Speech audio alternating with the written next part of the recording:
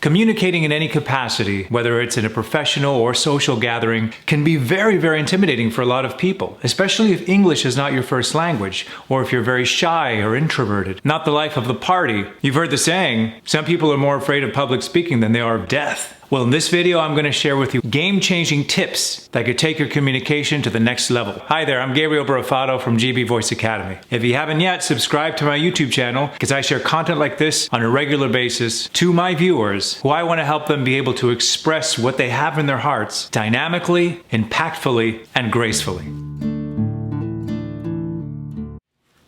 Oftentimes in a communication situation, we, either by mistake or on purpose, find ourselves in a group scenario where we're talking to one or more people in a conversation, whether it's professional or social. And we're in this group listening to the person who's currently talking, but just because the eyes are not on us, doesn't mean that we are not the focus in this communication dance floor. Remember, listening actively is the key ingredient to being an effective communicator. There's more than you can do than just sitting around and being a passive listener. You could be what I call a cheerleader. Now, what I mean by cheerleader, when someone is engaged in a conversation or is part of a group and is the one talking, when what they're saying is being supported by a listener, whether it's one-on-one or within a group, it supports the current speakers in what they're saying. You're not just listening passively. Now, what I mean by being a cheerleader is encouraging the current speaker positively with positive small remarks to help elevate them, be more confident, and tell the story more effectively. You're helping them. You're being, remember that word,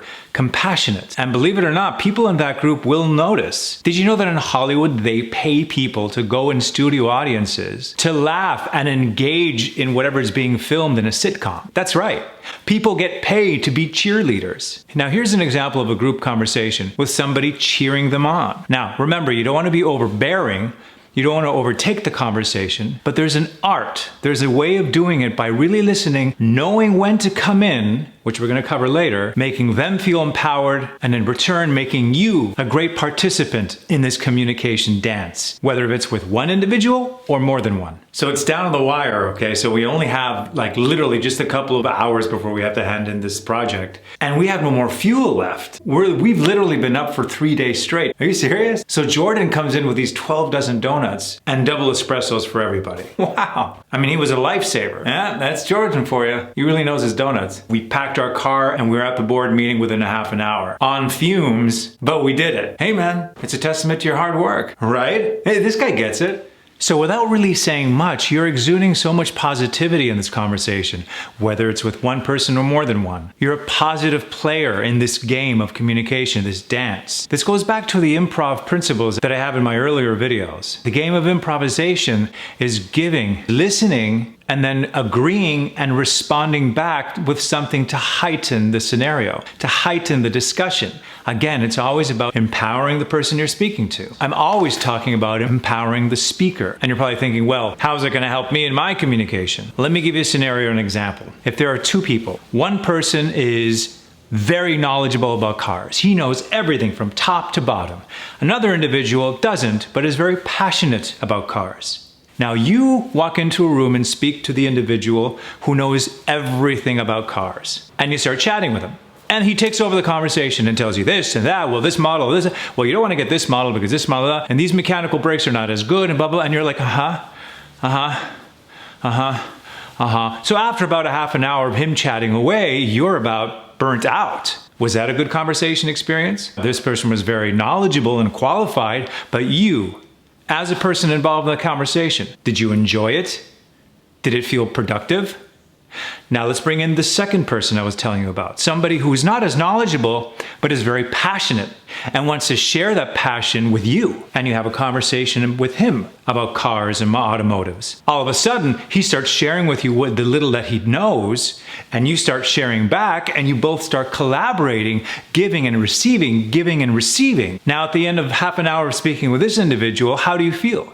You're going to enjoy that conversation much better than somebody who overpowers and takes over conversation, regardless of how knowledgeable they are of the topic at hand. Listening is so important. Who is the one that you're going to want to talk to in the future? The person that talked your ear off, although he was very knowledgeable, or the person who is very passionate about the subject and was collaborating with you. You're going to want to speak with that individual. And that's what the foundation of all the principles that I'm teaching you about being a compassionate listener, about being a very generous conversationalist, moving with your dance partner, knowing when to give, when to receive, and then when to stay silent.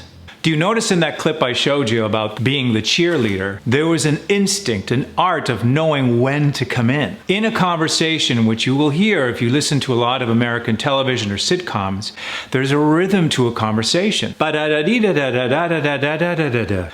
you hear the da-da-da, that's usually a gateway or an opening for you to now come in, to add a cheerleader remark or contribute to the conversation with your own story or anecdote, heightening the conversation. Remember, you don't want to just blur it in with stuff. Blur it in with something that will heighten the story, heighten the speaker. Let's look at an example from the conversation we were listening to earlier. We've literally been up for 3 days straight trying to get this project done. Do you hear that? Trying to get this project done. When you hear the range of that conversation coming down, that's usually an opening where you can come in. Versus, we've literally been up for 3 hours straight trying to get this project done, and da-da-da. So do you see that da-da-da means that there's more to come? So again, this is an instinct. This is something you have to start practicing or learning to become a very great communicator, and knowing when to move with your dance partner using the dance analogy in communication. Let's look at another example. So Jordan comes in with these 12 dozen donuts and double espressos for everybody. And double espressos for everybody. Bam, there's your window. Da-da-da-dee-dee-dee-dee-dee. Versus another espresso for everybody, and then he went da-da-da-da-da. So again, it's about listening, knowing, developing that instinct of knowing when a conversation is about to end. When you hear somebody talking and then the pitch starts to lower, that's usually your time to come in if you want to. You don't necessarily have to in every spot or every window that's available, but it's your opening to, again, contribute and heighten the conversation. Because look what happens when we don't follow that pattern. So it's down to the wire, okay? So we only have like literally just a couple of hours and we have no more fuel. We put in a 16-hour day yesterday. So, but we're okay. Now, having just discussed the right way to come in, when you listen to this, it sounds painful to hear somebody bluntly come in when they're not supposed to come in. Well, that's good. That means you're learning. That means that you're developing that instinct of knowing when and when not to come in. There was no window in that conversation for you to come in. Not to mention, the person that did come in wasn't heightening the information. He wasn't supporting the speaker. He was just bluntly coming in and telling him about his story and his scenario, sort of taking control of the conversation, bullying his way in. Would you want to open a conversation with that individual? Or would you be like, yeah, you know what? I know where this is going. We have to be very sensitive. We have to listen. You've been in those situations where you're, say, talking to 3 or more people and you're not really a part of the conversation. Maybe it's because, again, you're shy, or maybe English is not your first language, so you tend to hold back. The more you don't participate, the more intensely awkward it's going to feel. So if you have the mantle, if you're in a group scenario and you're talking, you need to be sensitive to that. Be sensitive to the ones that are not involved. Ever feed bread to pigeons in the park? And do you ever feel for that little skinny pigeon over there on the side that is too, I don't know, maybe not brave enough to go in for the bread, and you kind of want to go over there and feed that lonely pigeon? It's the same similarity when it comes to being in a group conversation. Bring them in. You're chatting about a trip you did last summer, and there's somebody there that's sort of eyeing you timidly and not really participating. Yeah, we went up to the summits yesterday and we skied. It was fantastic. Hey, Amy, didn't you say you were a skier? Boom, that's all it takes. Just a little question, possibly. And if you're smart enough and if you have enough instinct, knowing that person, you'll be able to feed them something that they could latch on to and contribute and then help them be a part of the conversation. And you know what happens? If you're in a group scenario and you start doing that, you start engaging people, looking at people like we were talking about, and bringing them in, all of a sudden, you become sort of the alpha communicator of the group.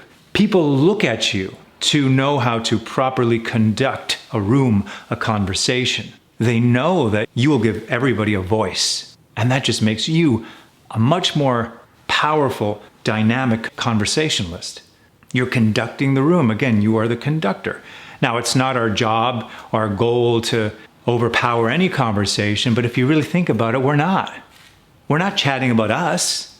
We're looking at people, we're connecting with people, we're bringing them in, getting them involved, enriching and empowering you and the room, making this whole conversation a fun experience. It's in our instinct, it's in our DNA to connect with other people. Countless studies have shown that rats, for example, in laboratories, when they are social, when they are involved with other rats, they live longer, even if they have a terrible diet. It's in our best interest. It's healthier for us to compassionately connect, engage, empower, heighten a conversation. Now make sure you check out my 5-star best-selling online courses with 5-star reviews from people all over the world on how to communicate, reduce your accent, master the American accent, and so much more. Don't let anything hold you back from expressing your true intentions.